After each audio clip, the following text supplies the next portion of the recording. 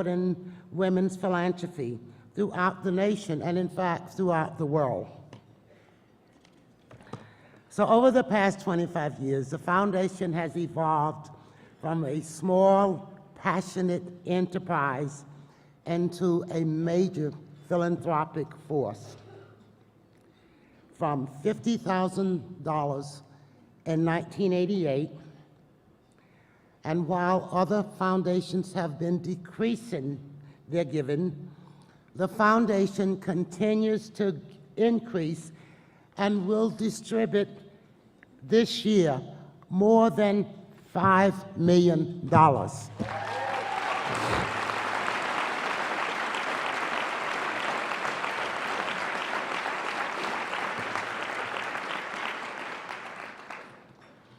And most significant, we've impacted the lives of 5.4 million women, girls, and families.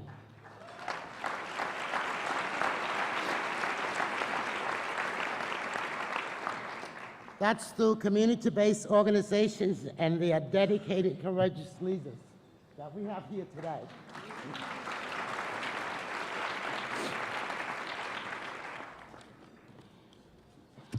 But still, it comes back to those first conversations over a kitchen table.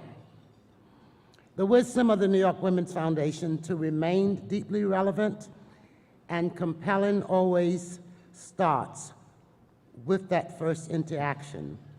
When an organization says, I have an idea to help, but I wouldn't know where to start or who to contact, the foundation still replies after 25 years, but we do, and we will help you. Thank you.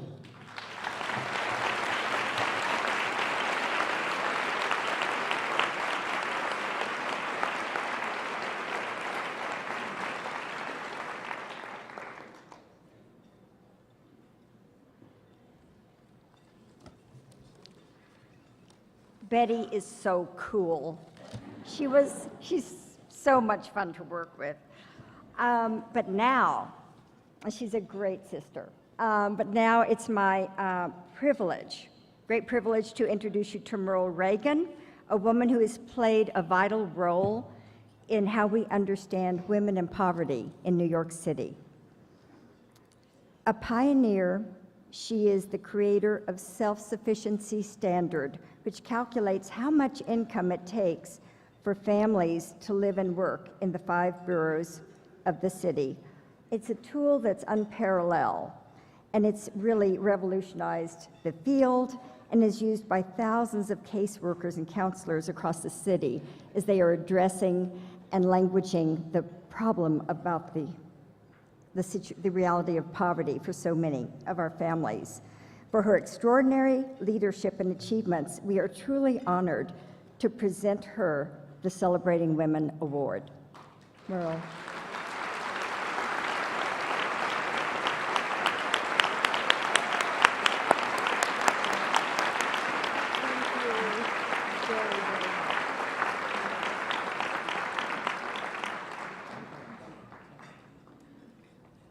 Good morning. Helen, Ana Oliveira, Sheena Pugh, Madam Secretary, Madam Speaker, sister grantee organizations, honored guests, and friends of the New York Women's Foundation. I am deeply honored to be presented with the Celebrating Women Award on the occasion of the 25th anniversary of the Foundation. I am humbled to be in the company of Sheena Pugh and Secretary of State Hillary Clinton. Also, I want to acknowledge the outstanding leadership and vision of President and CEO Ana Oliveira and the cutting-edge work that this foundation has done that has led to this milestone anniversary. Also, I want to express our appreciation at the Women's Center for Education and Career Advancement for the support of the New York Women's Foundation over the years. I was asked recently what brought me to this work, and I can remember one early experience in particular. When I was 5 years old and living in another country as an Army brat, I realized that military fathers can die. I remember thinking at that early age that mothers should be able to work outside the home in order to take care of their families, just in case. During the civil rights and women's movements, I had other life-changing experiences when I worked in northern and southern communities around this country. We witnessed firsthand so many dramatic injustices that existed in our country for so many people that we all wanted to help level the playing field for those who did not have access to the same opportunities and resources that most of us in this room enjoy today. The Women's Center was organized in 1970 by 9 women to help low-income women in New York City secure jobs and careers that supported them and their families adequately. Though our work has taken many and different forms over the 40-plus years, the focus and goal has always been to help families achieve economic self-sufficiency. Today, we are better known for our innovative tools, the Self-Sufficiency Standard for the City of New York and the Self-Sufficiency Calculator for New York City. Why did we develop these tools, and why does New York City still need them? Because we know that just helping a woman and her family move above poverty is a misleading and irrelevant goal if we want them to achieve any semblance of financial stability. In 2012, the federal poverty measure for a family of 3 in New York City is just above $19,000 a year. So do we pat ourselves on our collective backs and walk away when that family earns $20,000 a year? No, because we have always known that New York City families need much more than that just to make ends meet. And we want those families to know exactly what they need to take care of their basic needs. The standard tells us what it actually costs to live and work in New York City. That's the goal we want our families to reach. It's called economic security. So how do we help low-wage workers supplement those low wages that don't support their families? Our answer was the Self-Sufficiency Calculator. If we know that a family is working full-time at minimum wage and what they really need to earn living in Brooklyn or Staten Island or the Bronx is $50,000 a year, what do we do to help them? Our idea was to shift the discussion from who's above poverty to what people actually need and how we help them to get to that point. In 2001, the Self-Sufficiency Calculator was the first benefit screening and case management planning calculator developed for New York City. It was necessary because there were and still are hundreds of thousands of working families in this city that earn so little money that they're still eligible for a range of benefits, income supports, and tax credits that help them make up that deficit. We've trained 3,000 counselors from 300 nonprofit organizations to use the calculator. By a conservative estimate, they reach more than 130,000 families annually and help those working, hard-working families to access more than $350 million in work supports and tax credits. So our small women's nonprofit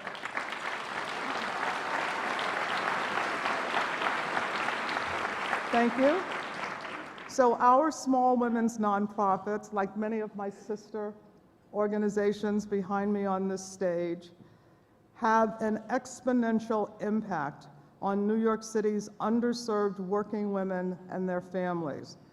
Our newest program, FLIP, is a financial literacy program for girls and young women that helps place them on a path to achieve economic independence as adults. The work that we do today is as critically needed as it ever has been. Poverty, inequality of wealth distribution, and a shortage of jobs and resources, particularly for low-income working women, is still very much with us. It's been my pleasure to work with many committed, smart, innovative people, members of our staff, our board, our volunteers, clients, partners, and supporters who have contributed to the success of our work over the years. I accept this award on my behalf. I started doing this work for the women of my generation. I continued for my daughter's generation, and now I will go on with this work for my granddaughter's generation. Thank you very much.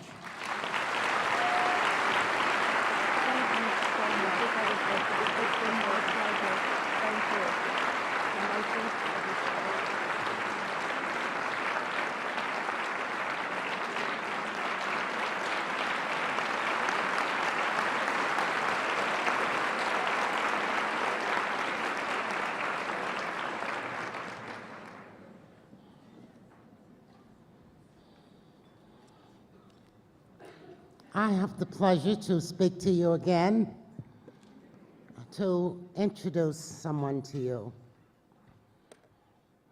Sheena Pugh reflects the philosophy and commitment of the New York Women's Foundation.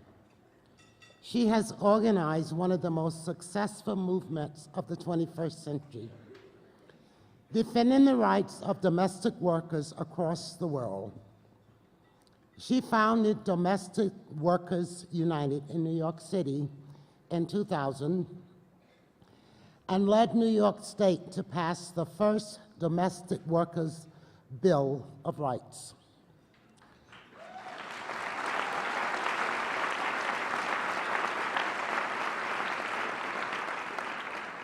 She also organized the International Labor Organization. As one of her earliest funders, the foundation is proud to acknowledge the exceptional leadership, her dedication, and accomplishments. And we honor her with the Celebrating Women Award.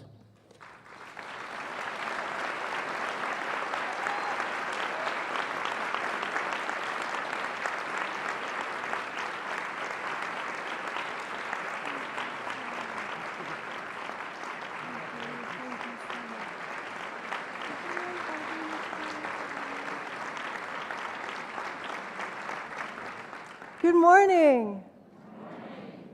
Happy birthday, New York Women's Foundation. Woo! Thank you so much to the New York Women's Foundation for this great, great honor. I want to dedicate this award to the over 2 million women who go to work in other people's homes every day, the heroines who make sure that our loved ones are taken care of and our homes are healthy. Women like Marlene, who works as a caregiver in Manhattan. With tremendous love and care, she wakes up at 4 a.m. to be at work by 6:30 a.m. every day. She takes care of a retired doctor, cooks, cleans, bathes, reads, and sings to him on a regular basis. Despite the important role that domestic workers play in our families and in the economy, they are still excluded from most of our most basic labor laws. And society as a whole does not adequately value the work that goes into taking care of our families, except for in the great state of New York.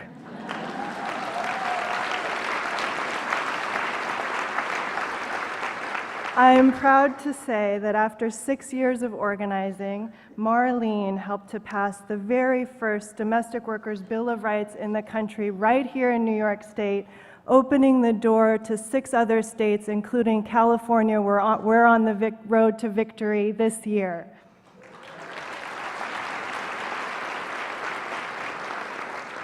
Now, inside of the story of what happened here in New York are 3 very important lessons I wanted to share with you this morning. The first is about New York. In New York, we don't believe in the impossible. We are constantly, in all areas of life, expanding the realm of what's possible. The talent, creativity, and resources in our city have allowed for New York to break ground in the arts, business, government, and equality. Our New York Bill of Rights became one of 2 legislative models in the world for the ILO International Convention on Domestic Work that was passed last year.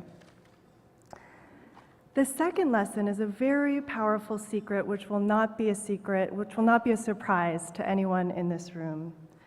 The secret is, when you look at the world through the eyes of women, you see the world more completely, both problems and solutions.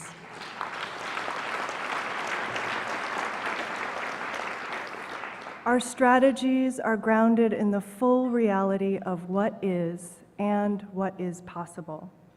Women are half of the population. Women live longer than men. Women dominate most of the top 5 fastest growing workforces in the country.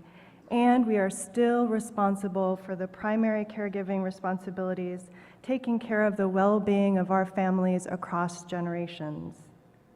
Domestic workers like Marlene knew the power of their stories to tell a broader story of love, dignity, connection, and care, a message that includes and lifts everyone. The final lesson is of the work of the New York Women's Foundation. To those of us in this room, Marlene is actually not an unlikely leader. She is the obvious leader. To the New York Women's Foundation, domestic work is not a minority issue. It is, in fact, a central issue. And our breakthrough victory was never an impossibility. It was always inevitable if we received the resources and support that we needed. From the very beginning of our movement 15 years ago, the New York Women's Foundation believed in us and supported our organizations, CAV, Damayan Migrant Workers Association, Adhikar for Human Rights, Domestic Workers United. They knew that when women, particularly women living on the front lines of inequality, come together to lead change, everyone wins.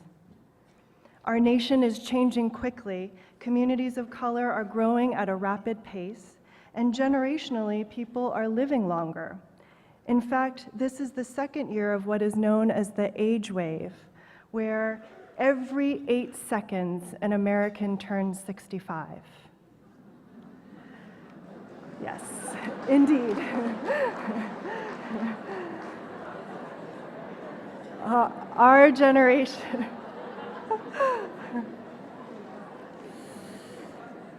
our generation of leaders stands between 2 major generational crises, a crisis in care for our nation's aging adults, and a crisis of opportunity for our young people. Given the generational challenges before us, I don't see how we will build the solutions we need without the leadership, analysis, and vision of women at the center. Older women, young women, low-wage women workers, queer and transgender women, all of us together are precisely what we need to build the healthy 21st century economy and democracy we need in this country. It's in this spirit that we are helping to build a new national movement called Caring Across Generations, bringing Americans together across race, generation, and experience around the simple notion that each of us should be able to have the care and support we need to live with dignity. As we speak, communities around the country are gathering to share their stories and work together to both create millions of new quality jobs in care and to create more caring local communities. On June 3rd, we'll be launching this campaign here in New York City at Pace University at our New York City Care Congress. Thanks to the New York Women's Foundation, our movement, born out of the labor of love of women here in New York, is now dreaming and building bigger than ever. So here's to 25 more years of women making change and making history. May we continue to lead the way together. Thank you so much.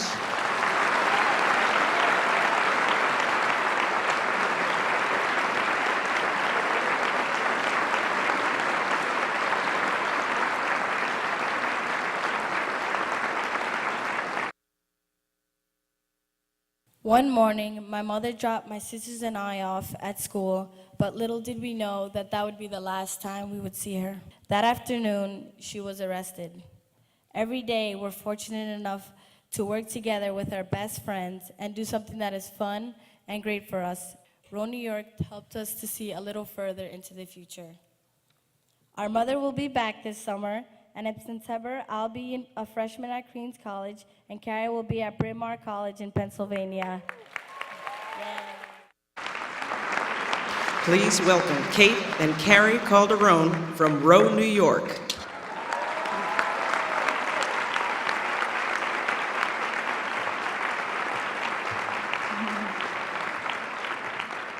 Thank you so much. Since I was here last year, I had the chance to go to school at York College while working to support my family and be an assistant coach at Row New York, where I had the opportunity to coach and help young girls as they did for me. Since high school graduation, I've had the time to reflect on my life and figure out who I want to be. I want to be in a position where I can help young women and children and give them the support and opportunities the amazing people at Row New York gave to me.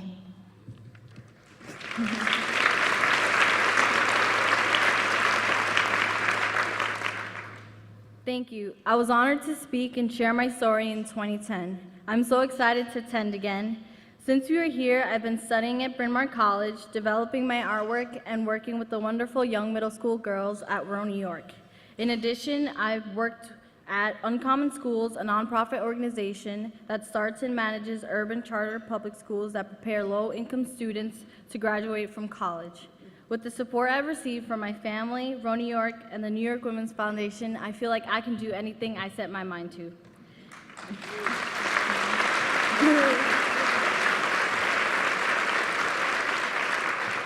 It is now a great honor to introduce you to Sheena Pugh, one of this year's grantee speakers.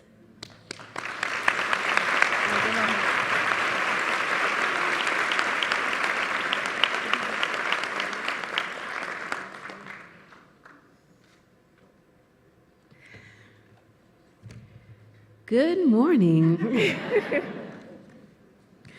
Good morning.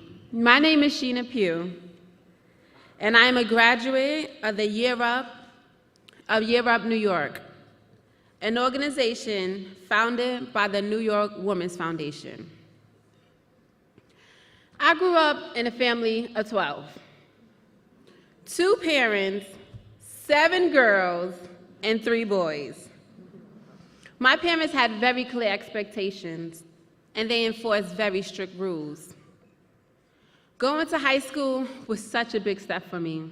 School, it became my escape. Interacting with other people, it gave me a sense of freedom. There, I met and fell in love with a boy, and soon after, we became sexually involved, and I became pregnant. Yes, 16 and pregnant.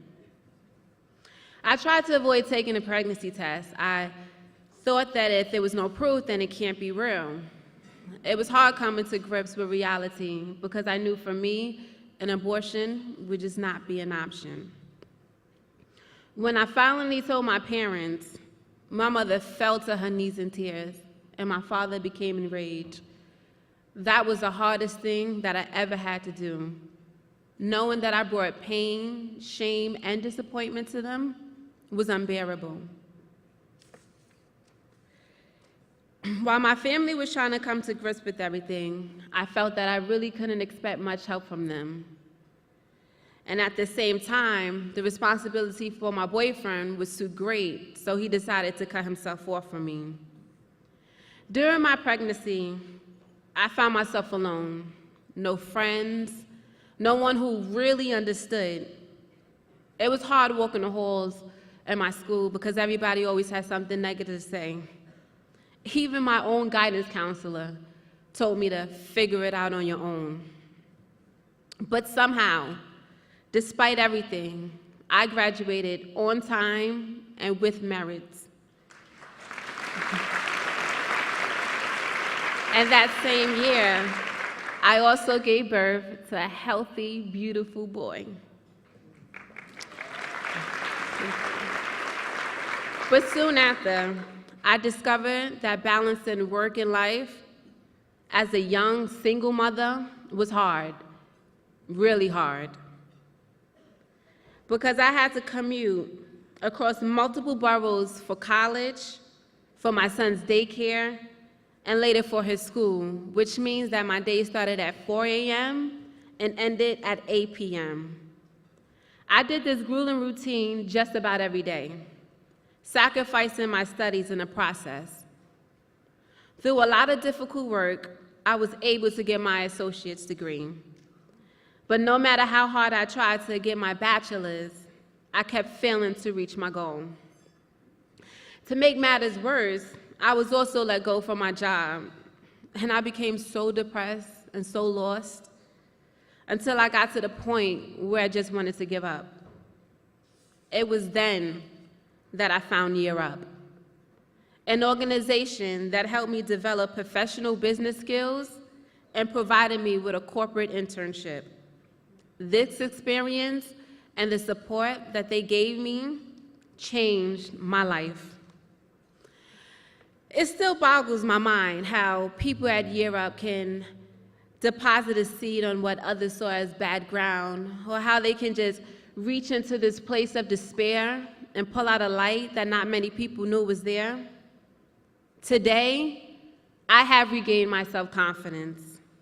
I'm currently working as a risk operations specialist at Citigroup. My son is the best student in his class. And he now has an incredible relationship with his father.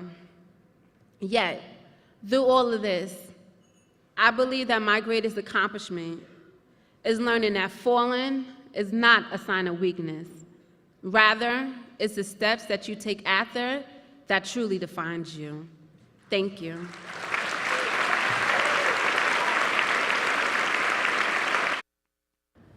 Voices Unbroken, they help me accept myself, appreciate my life, and to appreciate people.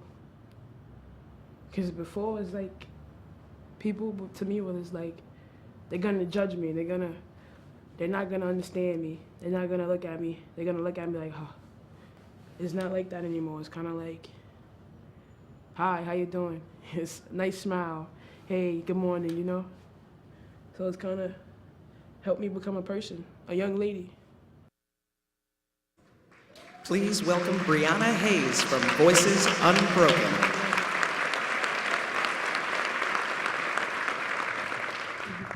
Thank you so much. Wow, I always knew someday I'd be on stage, but never in front of so many women who fought for where they are today. Looking back at that clip, I can remember being in front of the camera and thinking, finally, someone will hear my story. When I was 15, I was placed in a group home. Being in a group home is really isolating and lonely. I was in a group home when I met Voices Unbroken, and it was at Voices Unbroken that for the first time, I was able to relax and be myself, instead of having my guard up. Now I am a senior at Harvey Milk High School, preparing to age out of foster care.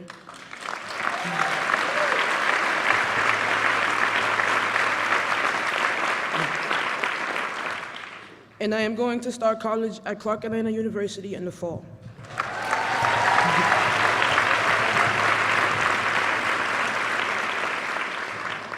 Today it is my pleasure to introduce you to Ebony Lawson. I hope you will listen to her story. Thank you.